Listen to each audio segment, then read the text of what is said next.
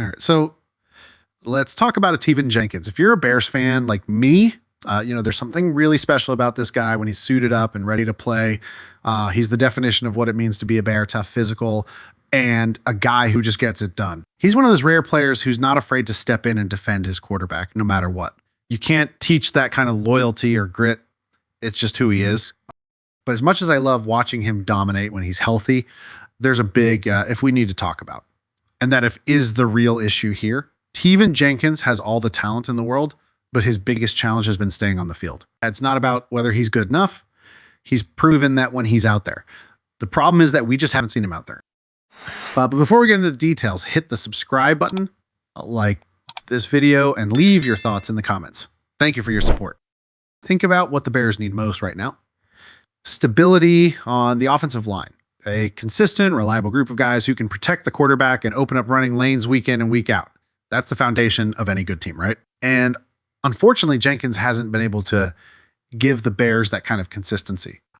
Now, don't get me wrong. Any team that gets Jenkins would be landing an absolute gem.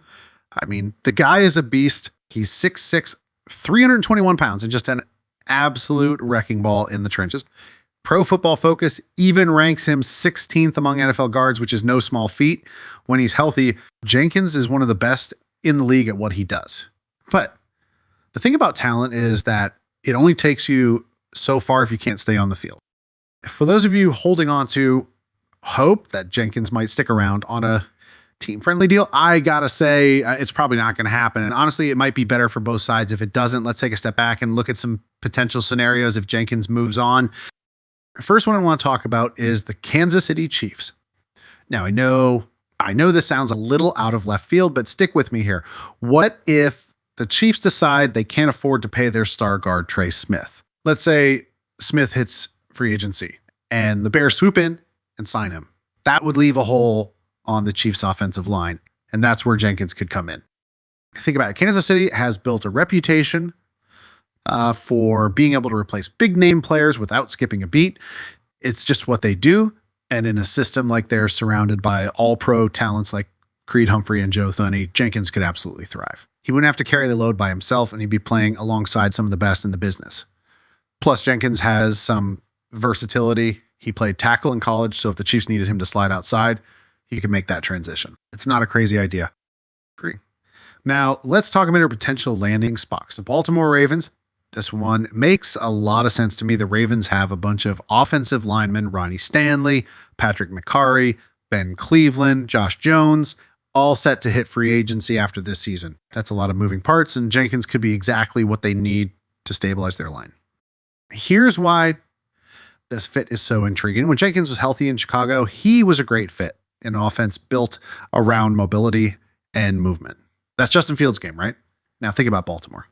They've got Lamar Jackson, one of the most dynamic quarterbacks in the league. Their offense thrives on movement, creativity, and a mobile quarterback making plays.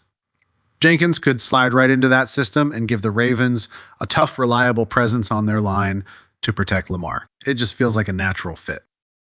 Now, I'm not going to lie, losing a guy like Jenkins would hurt. When you see those flashes of dominance, it's hard not to dream about what he could become if he could just stay healthy.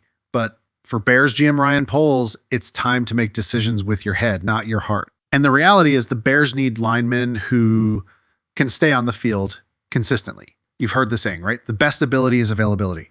And that's where Jenkins has struggled the most.